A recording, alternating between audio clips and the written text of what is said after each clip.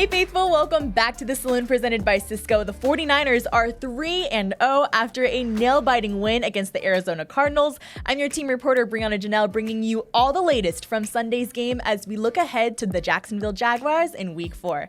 Now, in this episode, you'll get to hear from Bryce Huff, Kyle Juszczyk, and team insiders from around the league. But before we start, make sure to subscribe to the podcast on YouTube, SiriusXM, and your favorite podcast platform. Now, here's KNBR's Adam Copeland to recap everything that happened in Week 3.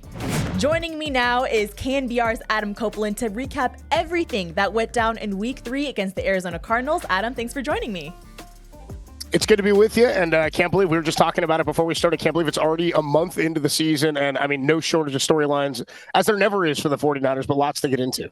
Yeah, what a nail-biting game. Let's just get straight into it. What were some of your biggest takeaways from Sunday? It's kind of been sort of the same as my takeaways were for Week 1 and Week 2, is that already the way these games have played out, and specific to Sunday's game, 16-15, I mean, the Niners aren't scoring a lot of points, but what they've done this year relative to last season, and you know this from covering this team so closely, they've already won 3 games in a way that it felt like they were always going to lose games in 2024. They found ways to win, and I know that the margin of victory has not been all that big, 10 total points over the 3 wins, but I think when you look at how they've found ways to win, how the defense has gone out and made plays, how the young players have stepped up and played at times like veterans, and how you've won 2 games now when your starting quarterback has only played 1 of the 3 your team has played. I think it says a lot about the depth, and it says a lot about the character and the coaching staff. I mean, I think Sunday was a Kyle Shanahan, Robert Saleh masterpiece. I thought that was kind of my takeaway from that. Yeah, a narrow 16-15 win over the Cardinals. Now, unfortunately, some of the biggest news coming out of that game is that it has been confirmed that Nick Bosa suffered a torn ACL in his right knee and will have season-ending injury. Obviously, this is really hard for the team. Many players have shared their prayers for Nick Bosa, and Kyle Shanahan said that Nick Bosa is simply irreplaceable. Adam, I want to hear your reaction to this all, but also how some of the other guys really stepped up on Sunday. What was your reaction to just everything that went down? It's devastating, right? Because Kyle's right in that there's no one player you can get that's going to replace Nick Bosa. He's a top 5 player at his position. The 49ers are a top-heavy team, right? They have some of the best talent in football. If you took the top 10 guys on the Niners roster in talent-wise, and regardless of position, and you stack them up against the top 10 players on almost any other team, you'd go, the Niners probably compete. They're right there with everybody else. The question is, to your point about who stepped up, how do the next wave of players react? How do the next level of guys step up? What they've done in the first 3 weeks is have 9 defensive linemen active, and they've had the ability to cycle in some of the young players. CJ West, who also went down with an injury, a young player, Alfred Collins, Michael Williams, Kalia Davis, like all these guys have stepped up in the defensive element of creating pressure, and it looks like they've taken a step forward from where they were last year. Once Bosa went down, it really did feel like Michael Williams, who also at one point left the game with a wrist injury, who re-entered, it seemed like he'd played at the highest level he'd played all season long. It seems like each game he's gotten better and better. The question is, can they manufacture the same pressure, the same level of defensive line play, and the same run-stopping ability when you don't have Bosa? It can't be one guy. It's going to be a Frankenstein of guys, sort of like we've seen in the receiving corps, right? Where you don't have a Brandon Ayuk, you didn't have Juwan Jennings on Sunday. It was Sky Moore, it was Kendrick Bourne, it was even Marquez Valdes-Scantling at times just had to play. So, I was happy for what the young guys were able to do, but it is a long road forward. And what we've seen from John Lynch in this era of Niner football is if they can find something that will help the team, they will be active on the market. I don't think that's something that happens in the immediate, but I do think it's something that we're going to look at down the road as we get closer to trade deadline stuff. I think you got to be happy with how the defense closed the game without their best defensive player on the line, but it is certainly a major blow, and it's hard to see how they'll compete at the same level against some of the top teams in the league without him. Yeah, we'll keep our eye on that. And like you said, Kyle Shanahan gave a ton of praise to the rookie, Michael Williams. He's been showing a lot. And this Sunday, I think, was one of his best games. I also want to highlight Bryce Huff. He got to Kyler Murray with a sack right towards the end of the second quarter. What have you seen from him so far as that free agent addition joining that D-line? It's incredible. He was such a late season acquisition, right? Or late off season acquisition, we should say. And he's a guy who had a lot of pedigree coming in, but it's sort of fallen by the wayside in Philadelphia. And I read a story about him the other day, or a comment from him, where he said he keeps the Philadelphia Eagles Super Bowl ring in his locker. He wants to look at that thing, and he takes a look at it, and it reminds him that it's not somewhere where he felt like he was as big of a part of the system. He said he feels like he's in a place now, like he was with the Jets with Robert Saleh, where he feels like this is a system that works for him. I think that in football specifically, we write guys off so frequently in their careers where they have little bits of success somewhere and then it doesn't work out the same way. But there's such a revolving door of coaches and coaching staffs where it's so predicated on a guy finding a system that is right for him. I mean, look at Mac Jones. I think he was let down in New England by what happened with the coaching staff there. He ends up in Jacksonville where he started some games last year, but I think this year is a system that's really benefiting him. I think on the defensive side of things for Bryce Huff, the exact same thing can be said. He's a veteran presence. He's somewhat of a vocal leader, and he's the right kind of guy who will be on the field for most of these snaps and is a starter now on the opposite side of the defensive line. He's a guy they're going to look to sort of shoulder that load as a veteran for some of these young players. So while his actual action on the field has been great, they're going to ask, I think, a lot of him to be a step-up leader where he's not just a third-down pass rush guy. They're going to need more out of Huff, but he's been, as you pointed out on Sunday, maybe the best defender on the field to this point. Absolutely. Now, if we're talking big-time performances, we've got to talk Christian McCaffrey. He's been the engine of this offense, keeping that side of the ball alive in these past 3 games so far. On Sunday, he saw 52 yards on the ground, 88 through the air. Adam, how important is his versatility when it comes to keeping that offense moving? We just talked about the receiving core, right, being depleted and banged up. Like, the reason it doesn't feel like they've lost much in the receiving game, even when they didn't have Jauan Jennings. They really didn't have a second receiver, number 2, this past week, right? I mean, it was sort of a mishmash of Bourne and Sky Moore. It's Christian McCaffrey. I mean, you pointed out 15 targets, by the way, on Sunday. He's got 77 touches through the first 3 games, which is the most ever for any player through 3 games in 49er history. He's on pace for over 430 touches. I don't think we're going to see him hit that level, but considering he missed all the time that he did last year, he is the motor that makes this offense go. What's going to have to change, I think, for the offense's efficiency, and especially for him, is they've got to find the end zone when they get down into the low red zone. When they're inside the 5-yard line, they got to find a way to punch it in. We wanted so badly for him to get in from the 1 when they went forward on 4th down on Sunday. He gets hit in the flat by Mack Wilson and doesn't get in, but ultimately they don't win this game without him. And probably the biggest, I'd say, of the top 3 biggest plays of the game on offense for the Niners, the screen pass on that final drive that was all set up by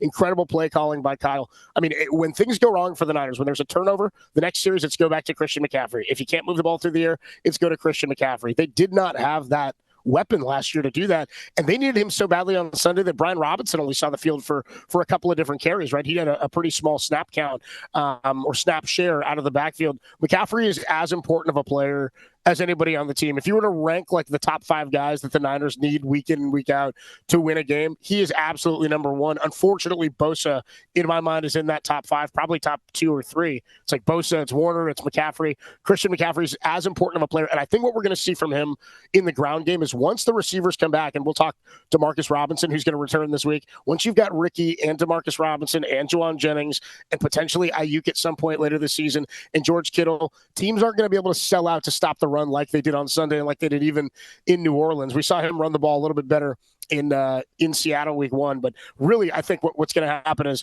you're going to start to see some of those holes open up. The red zone is going to get more efficient for them. But what they've been able to do in relying on him, considering, I mean, it's funny, he doesn't seem like he's that big of a guy, but the hits that he takes, the way he pops back up, the battering that he took on Sunday, I mean, that was a sort of knock him down, drag him out type of game for the Niners, and they don't win it without McCaffrey. Seriously. And while we're talking about that receiver core, like you said, no Brandon Ayuk, no Jauan Jennings, Christian McCaffrey stepped up. But what about Ricky Pearsall's impact? I mean, he's been having an amazing 3 games so far. I'm immediately thinking of that clutch 34-yard catch on Sunday. What have you liked and seen from him so far?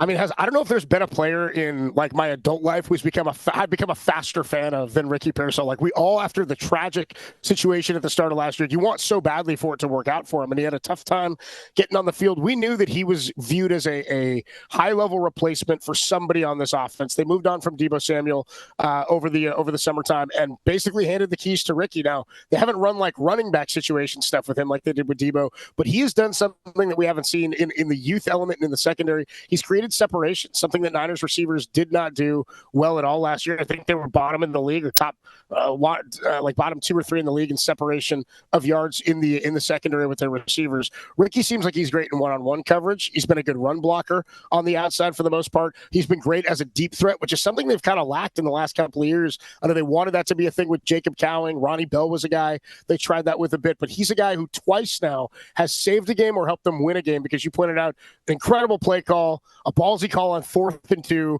from midfield over the shoulder. He catches it like off of his helmet. He made a comment after the game. He said, I gotta do better about catching balls with my hands instead of just catching them up on my shoulder. But he did it also week 1, where he had over a 44-yard grab or something down the left sideline against Seattle that helped them set up the game-winning touchdown catch by Jake Tonja. So he's been incredible. Just something we should point out. He's also been clutch. We talked 3rd and Juwan on 3rd down. He's the guy to go to. Ricky Pearsall on the season as it stands now, 16 catches on the year. 14 of them have resulted in a first down, and only 3 of them have gone for fewer than 10 yards, which is pretty incredible, which means he's getting downfield. He's creating space between he and his man. And we know about the relationship already, the chemistry he's got with Brock Purdy. We haven't even totally seen that come to fruition. So, again, when other pieces come back, I think it's going to mean even more success for him. But, again, they don't win at least 2 of these games without the performance from Ricky. Absolutely. Now, Adam, I'm impressed by these rookies. They're not playing like rookies. We talked about Michael Williams a little bit earlier, but like you said, with that defense helping close out the game, Upton Stout's huge 3rd down pass breakup, even Connor Colby's first career start and stepping up in place of Ben Barch. What stood out to you about the contributions from the younger guys? Well, first, Upton Stout. I mean, he's the guy who I think was sort of the darling of training camp. And you were out there for all the practices in camp. And, like, when you start to get a look at the rookies, you never really know if you can trust what your eyes are telling you, right? Because you're seeing it in practice, you're seeing drills, you're seeing routines. You don't really know whether or not the guy's going to be able to apply it to actual game action. And then we get into the preseason, and he wasn't even really able to go in preseason because he was dealing with a calf injury. What's alarming to me is how not only he has stepped on the field without playing in the preseason at all, but how he's immediately caught up to speed. Like, he knows where he's supposed to be. There's been kind of a trial by fire with some of the young secondary. Marquis Siegel is another guy who's been great in the secondary for the first couple of weeks. But Upton Stout was tasked week 1 with dealing with one of the best slot receivers of all time in Cooper Kupp, and did a pretty damn good job on Cooper Kupp week 1. Then week 2, you've got to deal with a mobile quarterback in Spencer Rattler, which may have been a nice little setup or precursor to having to deal with Kyler Murray. It wasn't just that he was able to make that last pass deflection. It's that they did a really good job at covering in the secondary. When a guy like Kyler Murray runs around and extends plays in the backfield in the way that he does, it's tough for a secondary guy or a young player to stick with his man, or to know how to run to the open space and to stick to his guy for the duration of that play. That was a game-saving pass deflection that he had at the end of the game. I mean, they don't get the ball back.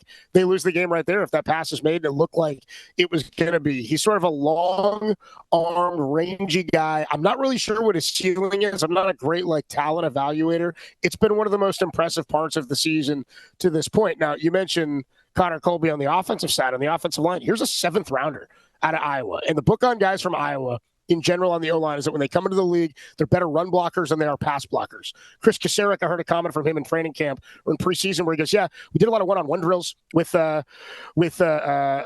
Colby, and he's, of course, the defensive line coach, Chris Kasarik, and he's talking about facing Connor Colby and how in one-on-one pass drills, he wasn't all that good. Then they got into the game, and he's like, we couldn't throw the same stuff at him. When we're doing drills or we're doing one-on-one actual practice scrimmage stuff, we couldn't throw the same things at him. There was a lot of thought that I thought, or that people thought he was going to be the starter for Ben Barch, who was dealing with an injury at the start of the year. There's a big chance I think Connor Colby has an opportunity to do what Dom Pooney did last year, take over a job for somebody injured and not give it back. He had no pressures allowed week 1. He was very good week 2. I know there was a big hold that led to a safety there in the third quarter, which is a young player's thing that'll happen, and maybe it's a mental flub there. But I think he's a guy that they're confident in.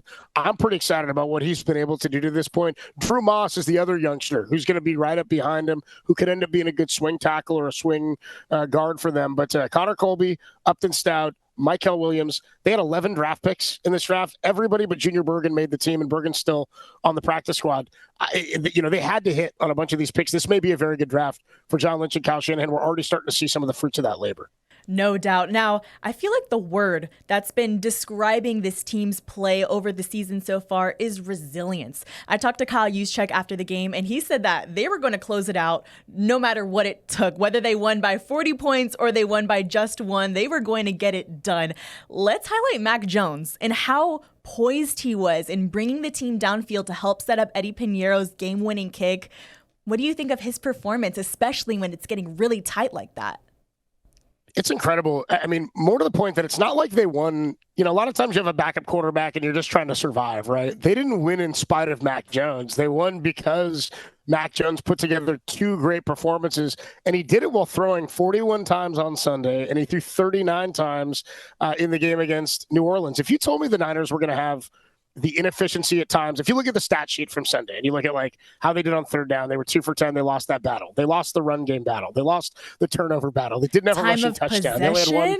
That was crazy. At one point, it was 19-2 at one point, I think, and like early in the second quarter. It was incredible how little they had touched the ball. And then he was able, after starting slow like he did in New Orleans, to find a rhythm and to start hitting his guys, to find Christian McCaffrey, to find some comfort in some really great passes that he made to Kendrick Bourne. You said resilience. I think that's absolutely the identity of the team. But you also said poise about Mac Jones. And it's something that I don't think can be overstated about how he's played to this point. He looks comfortable. He seems like he understands and grasps the offense. And I think you'd agree with me that it's maybe the most similar a Niners offense has looked with a back quarterback as with a starting quarterback under Kyle Shanahan, meaning like in the past, we've seen guys like C.J. Beathard come in or Nick Mullins, and it's nothing against those guys. Or even last year with the Pastronaut and with who else was back there? Brandon Allen was back there. Sam Darnold a couple years ago. I think they've lost the least in what they're able to do on offense with Mac Jones relative to Brock Purdy, because I think they have somewhat of a similar skill set. He doesn't extend plays. He's not as mobile as Brock, but he's got a big arm. He's got a pretty accurate arm, and he's made some really, really good reads. Again, I don't know how you rank backup quarterbacks because they're backups around the league, right? But I could see Mac Jones after this 2-year contract being a guy that another organization looks at like the Seahawks and the Vikings did with Sam Darnold and saying, hey, here's somebody who still has it. And we talked about coaching and finding the right system for a guy. Clearly, this is a place where he feels comfortable. And I loved his comments after the game when they asked him about whether or not he was taking Brock Purdy's job. And he said, Brock is one of my best friends in the world. He's going to be back soon. He's going to take this team, and he's going to get us on the track that we need to be on. He's done everything and more that you could ask from a backup quarterback. I was happy about the signing because he's a guy with experience and a guy who started and played in the playoffs at one time in his career. I don't think I didn't know I was going to be as excited about his performance, where if he's in there instead of Brock, I've still got a pretty good level of confidence that the Niners are going to be able to do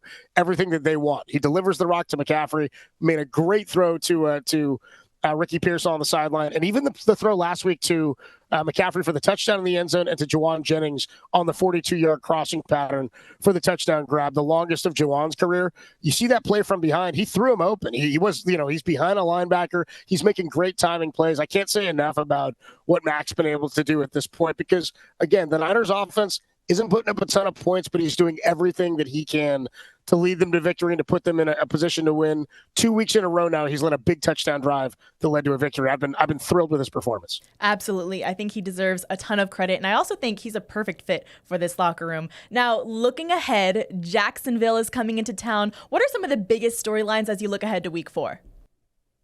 Well, Demarcus Robinson's return, I think, is number one. Health is definitely always a paramount concern, I think, for the 49ers. I don't know why. It's just always something seemingly we have to deal with. I'm wondering about Juwan, and I'm wondering about Demarcus Robinson entering this week.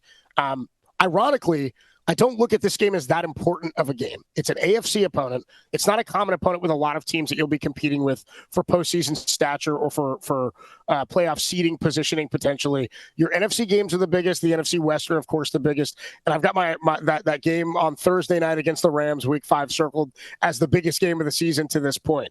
Now, the Jags are a team with a new head coach. They're a team that struggled so far on offense to this point. They're also a team familiar with Mac Jones, if in fact he does have to play this week. So we're waiting to see what the status of Brock Purdy is. Now, all signs are kind of pointing towards a potential Brock return this week, which is also a key storyline. If you've got DeMarcus and you've got Juwan Jennings back and you've got Brock Purdy back, the absence of Nick Bosa, more pressure now I think is on the offense than we've seen to this point in the season. With all the young talent we saw coming in on defense, my thought in the beginning of the year was the offense will have to carry the defense while the young players get up to speed. It's actually been the opposite. The defense to this point has made the plays at the end of games. They forced a couple of turnovers, the sacks, and they've closed out games with the exception of the game-winning drive this past week. But you could make the argument that Upton Stout and Fred Warner and the defense closed out to get the ball back to give them the opportunity to win. So I think without Bosa, without the pressure they're going to be able to apply to Trevor Lawrence in the same capacity this week, it's going to be all about putting points on the board and allowing the defense an opportunity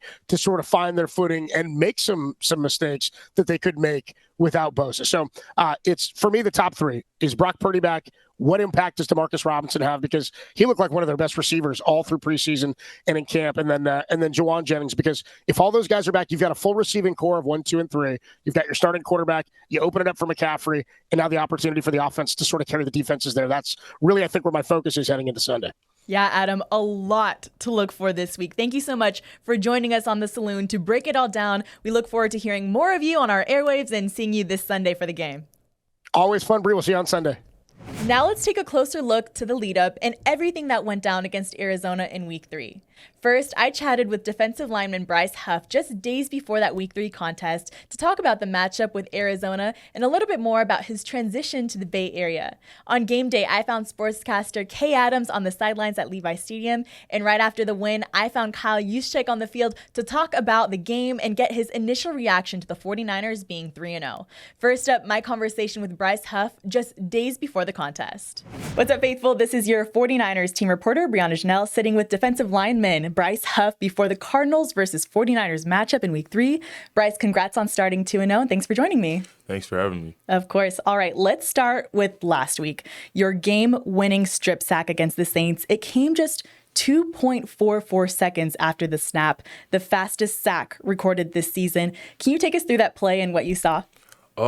Honestly, I was just watching the back tip of the ball, and as soon as it snapped, I just tried to get off as fast as I could and bend the edge. And then Spencer Rattler just happened to be like slipping forward with the ball because Nick and Sam Ober collapsed on the other side, so he was trying to escape them, and I was able to come in and swipe the ball out.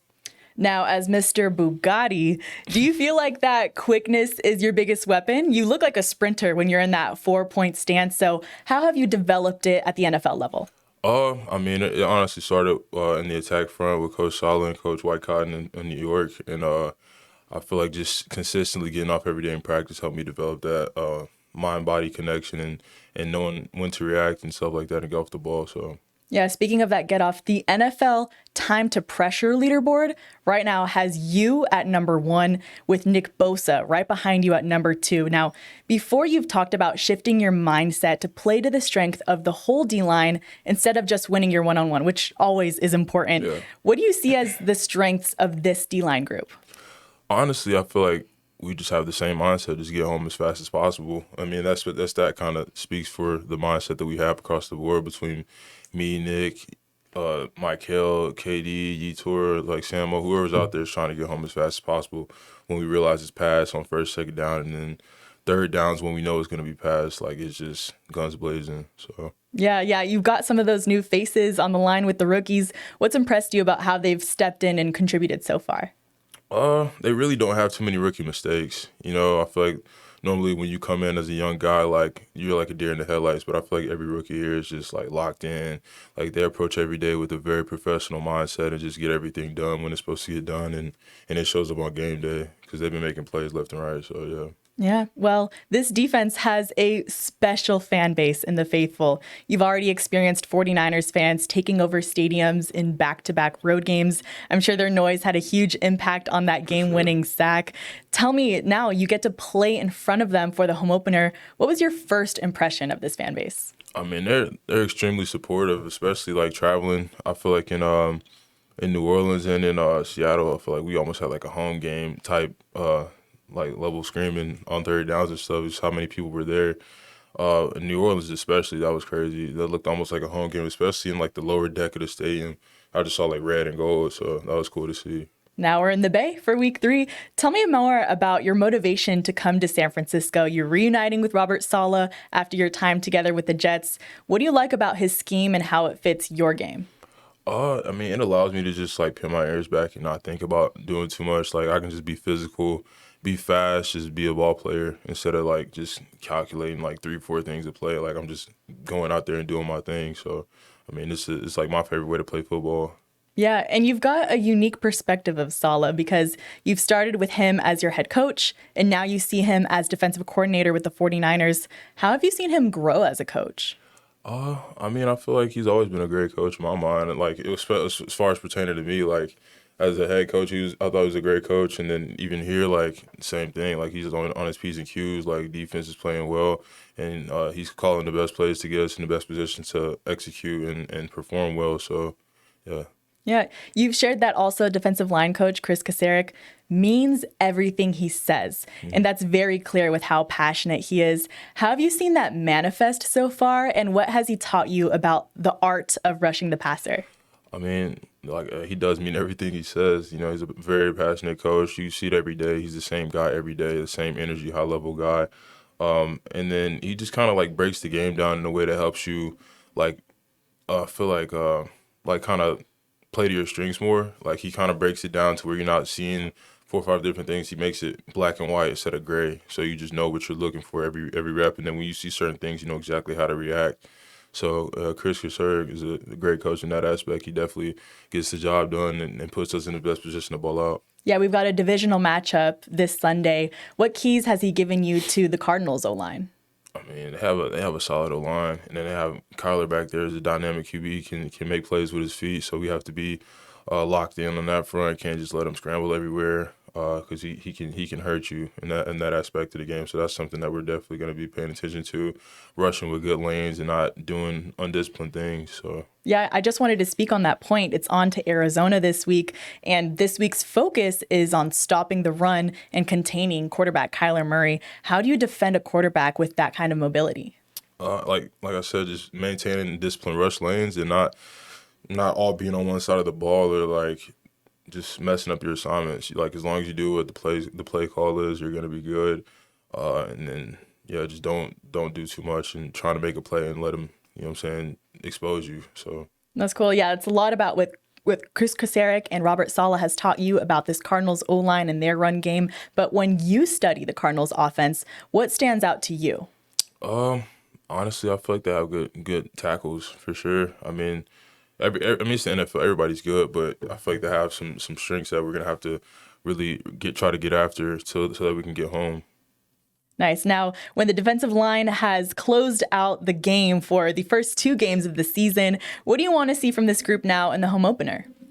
I mean, take advantage of the silent count. I feel like Get Off is going to be consistently better here with the silent count. A loud stadium on our third downs, I feel like that's going to show up. And honestly, just continue to stack good weeks and continue to grow as a D lineman, you know. Because I just got here not too long ago, so even though we haven't rushed at a high level, I feel like there's more on the bone for us to, you know what I'm saying, go out there and get.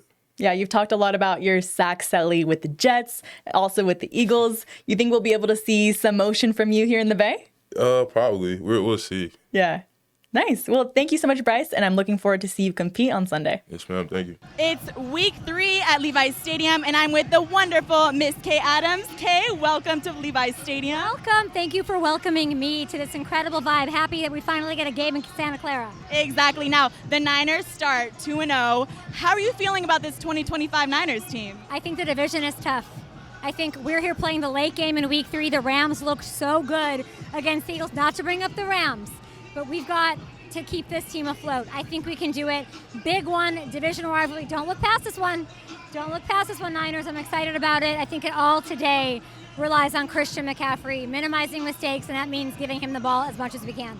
I was just about to say it. These divisional games are what matter the most. Tell me about the NFC West and how competitive it's going to be this year. It really will be. I mean, this is a game against a Cardinals team that supposedly had a tough division and will make mistakes. They won't. We have to force Kyler into mistakes today. That's it. That's the name of the game. And I'll say this. This is a game where I really like both of the defenses. So I'm sure you'll be watching this after all is said and done. It's going to be about Christian McCaffrey. Yes, and now we're just talking about the vibes here. We are feeling a vibe right now in Santa Clara. The faithful have been following us on the road in these first 2 games. Tell me what you love about the 49ers fan base. I mean, I took a plane from LA this morning. It was full of Niners fans. Niners fans talking trash to the TSA at LAX who are all Rams fans. That's the kind of stuff a Kay Adams can get behind. I will say this. I have never worn game stuff. Yes. Game gear. Team gear. Game day gear of any team ever. I'm always impartial. This is the first time in my career that I'm rocking. So Arizona, you know I love you, but I love Kyle Juszczyk. I love the fact that you have a producer here who is a woman. You are, Bree, doing your thing. We have the best women support on the sidelines with Kristen, Olivia, everybody. So I have a soft spot in my heart for these Niners. The girls run the Bay. And let me just say, I'm wearing game-issued gear for the first time for you, Kyle Shanahan. If you don't sit down with me for an interview, I am going to cry every week until you do. You heard it, Kyle. Now, we are in Levi Stadium, home of Super Bowl 60. Tell me what the vibes are like here in the Bay Area. What should fans expect come February? Taylor Swift's going to look so good right there, right? At the 50, or is she going to fall in like Lady Gaga did? That's what I'm looking forward to. What do I have to expect? I actually missed that Super Bowl. It's the only one I missed. So it'll be the best of the best as always. We got a long, long time till we get there, though. So let's stay healthy, Niners, and maybe we'll see you there. Well, Kay, I have so much fun today. Thank you for joining me.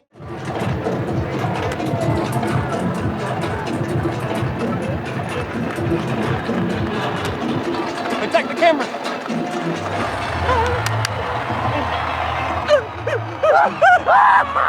Let's go, man. Get it, baby. Let's do it. That's how it is, baby. Let's do it. Let's do it. Let's do it.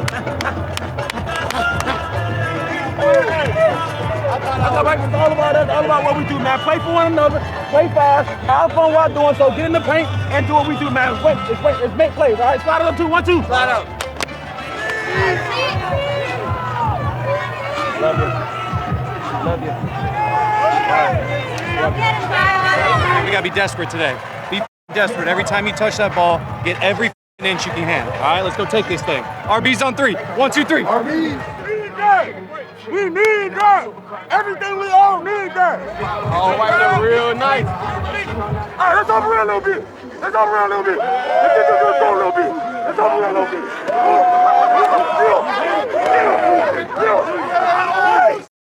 Get your mind right. If that ain't right, get your mind right now. Play for your brother. Come on. Play for your brother. Give it everything you got today. Let's go. Let's go beat that.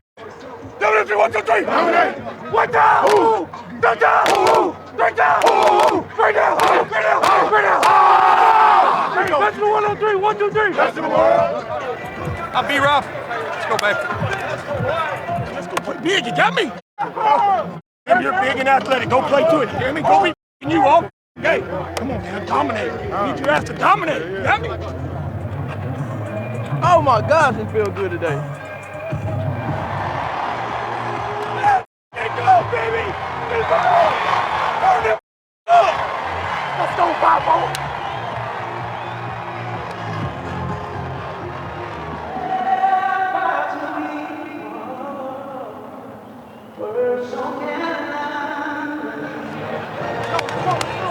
Stop right now.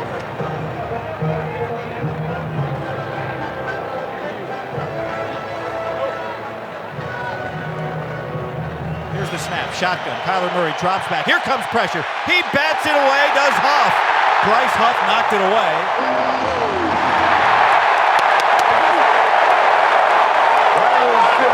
We in the right call. We just gotta make sure we communicate.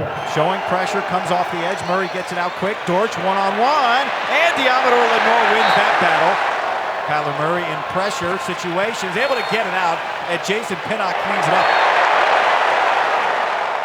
Thomas Morstead's going to put it down at the 28 on the right hash. The kick is up, it is away, and it is good.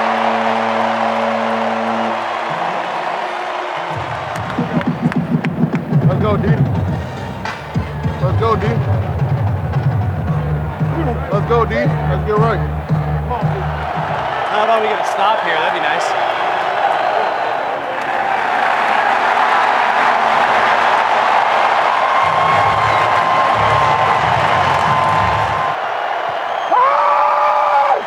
Good rush. Let's keep digging deep. Let's keep digging deep. Nobody said this. It's gonna be easy. We just gotta anticipate, bro. Obviously, you see he out there, and you know as soon as he go down there, what we get into.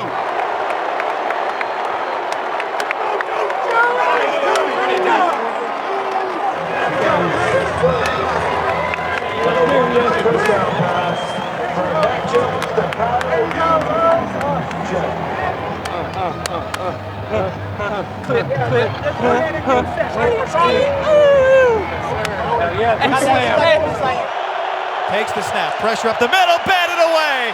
Fred Warner with a big paw. Both arms out as he looks at the crowd. Anybody else wouldn't, but Fred Warner did, and it's 4th down.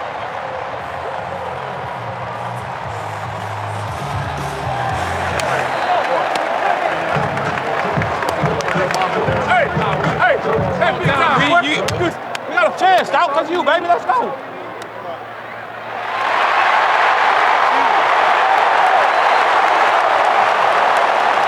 McCaffrey beside Mac Jones, takes the shotgun snap, sets up the screen. There is Christian, he's got it. Block in front, McCaffrey, another, cuts it back at the 20. McCaffrey down to the 15-yard line.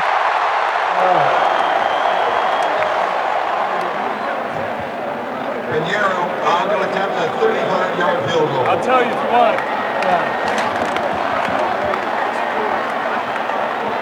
35-yard try for Pinheiro. It's down. The kick is on the way. And it is good! Great game, dude. Great try. Clutch, kid. Come on. Let's go. Come on, baby. Straight dog. That's what I'm talking about, baby. Let's go. Come on.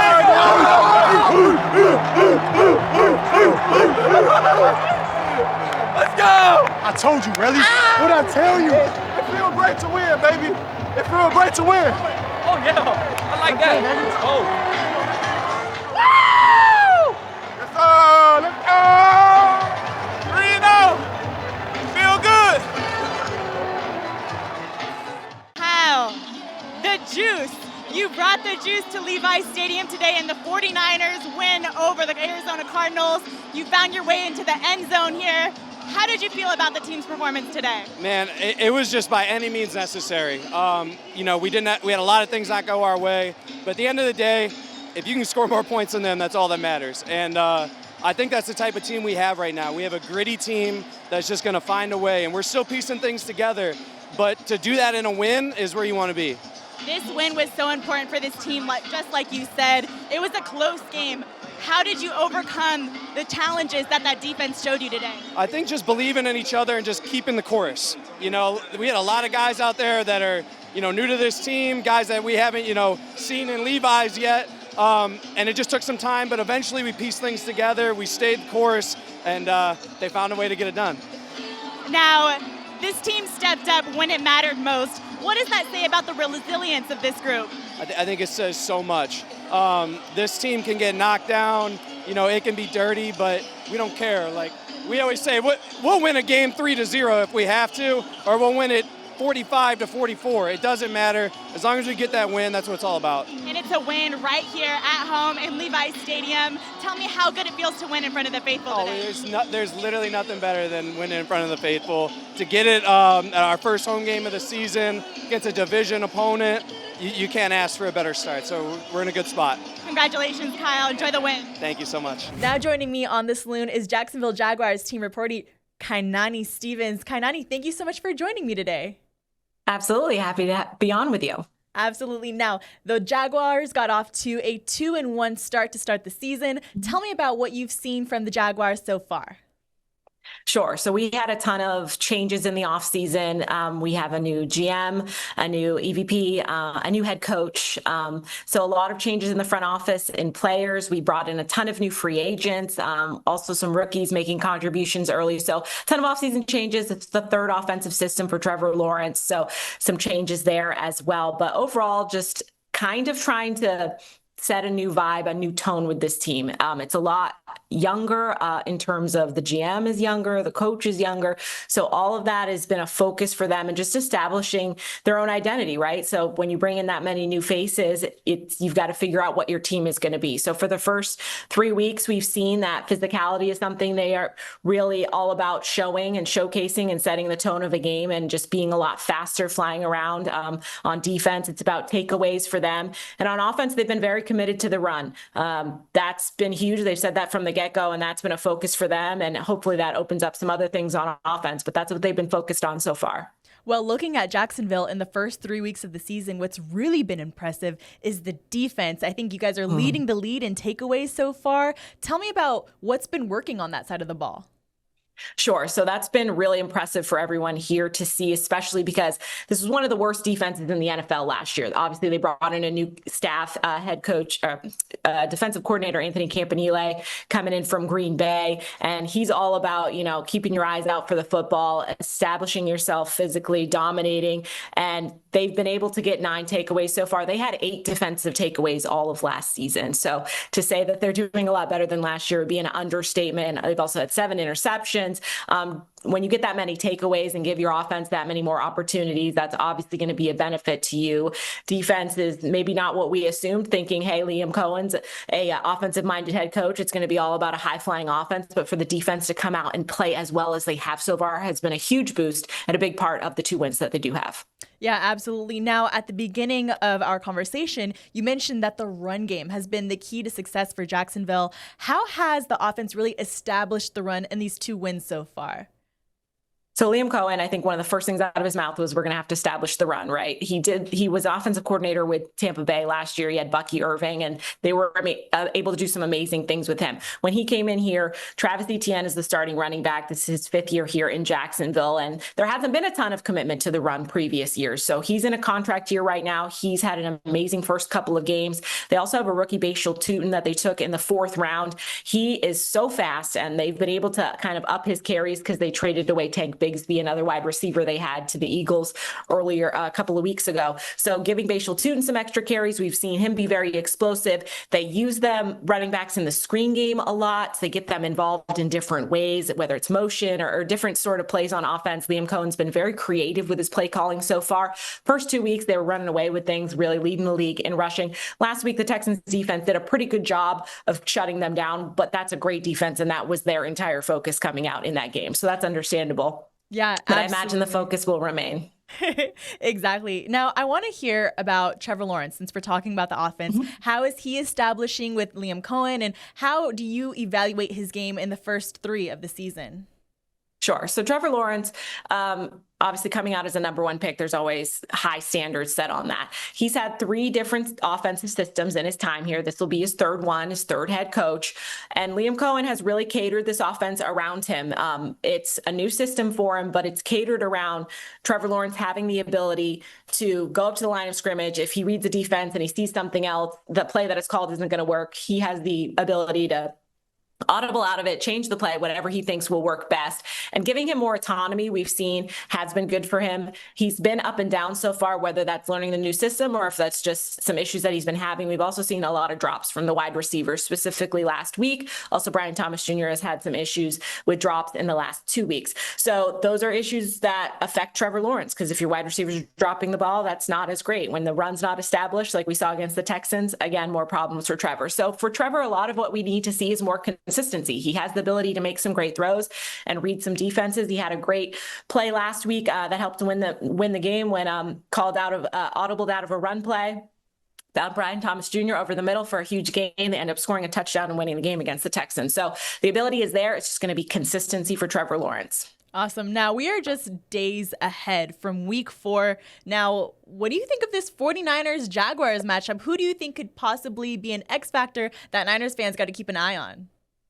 So this will be a tough one. The Jaguars have a ton of trouble on the road, specifically in California. They're 0-2 against the 49ers in San Francisco. I think they're 4-11 in California as a whole. So that alone is something they're going to have to get over, getting their first road win with their new regime. And the 49ers find a way to win all the time, which is, you guys have a ton of injuries I'm sure you're dealing with. Maybe you don't know who's going to go, but the next man up has always been remarkable, what Coach Shanahan's able to do, and having the next player ready to go and fill in that spot. That's something that they need to be prepared for. On defense, just doesn't necessarily matter which players are out there, but knowing that Kyle Shanahan's going to dial something up and being prepared for that. So I think a lot of what the focus is going to be for the Jags on offense will be trying to establish and get the wide receivers involved early so that they can get the run game and play complementary football. Because if only one of those things is working, they're not going to be able to win on the road. And then on defense, again, it's just playing fast and getting the takeaways and giving your offense some extra opportunities. Yeah, definitely. I think the matchup I'm looking at in this game, you talked about the Jaguars' run game and how that's been established over the course of these first 3 games of the season. For the Niners, it's their run defense. They've allowed just 3.7 yards per carry so far. Now, when we're looking at that, how do you see the Jaguars attacking this challenge on Sunday? So part of that is they revamped their offensive line a bit in the offseason. So they brought in a new center, Robert Hainsey, worked with Liam Cohen in Tampa Bay, so brought him over. That has helped. Their offensive line play has been great, to be completely honest with you. Trevor Lawrence hasn't really been pressured that much. He's had some time to throw. They've had some success in the run game those first 2 games, not as much against the Texans, but still were able to run the ball some. So I think going up against a team that specifically is great at stopping the run, you're going to want to stay consistent with it, but also they will need to get the wide receivers involved. Liam Cohen's very creative with how he does the run games and disguising it in different ways and making it look like something that it's not. So if they're able to kind of successfully do that and open things up, widen the field a little bit, I think that'll help out. But again, if your wide receivers drop the football, there's not much you can do in terms of that. But I think that will be the focus early, getting Brian Thomas Jr. involved. Yeah, well, both teams are hungry for a win on Sunday, looking to add another number to the win column. So for the Jacksonville Jaguars to travel to California and look to get a win, what are some things that are going to need to work well for them to make that happen? So I said on offense, I think the wide receivers, getting them going early and confident. Brian Thomas Jr. had an amazing, tremendous rookie season, broke a bunch of rookie records for the Jaguars. But so far this season, it seems like he's lacked confidence at times. He's had some drop issues as well. And it's been a little bit contagious. De'Ami Brown has had some issues with that, as well as Parker Washington, some other receivers that we have here in Jacksonville. So getting him early, getting him confident, I think on the road, there's no finger pointing at this point. There's none of that. But just getting someone going early, I think, can do a lot for them. And then on the defensive side of the football, we've seen some good pressure from Trayvon Walker and Josh Hines Allen getting after the quarterback. They were really able to rattle CJ Stroud in our most recent matchup against the Texans last week. So continuing to do that, that's led to help get some of the takeaways. The offense is going to need as many possessions as they can get in this matchup against the 49ers, just because your offense can be so explosive at times. So I think they're able to play complementary football in that way and just not make silly mistakes. They've had some penalty problems as well. So I think if they can cut out the penalties, that will give them their best opportunity.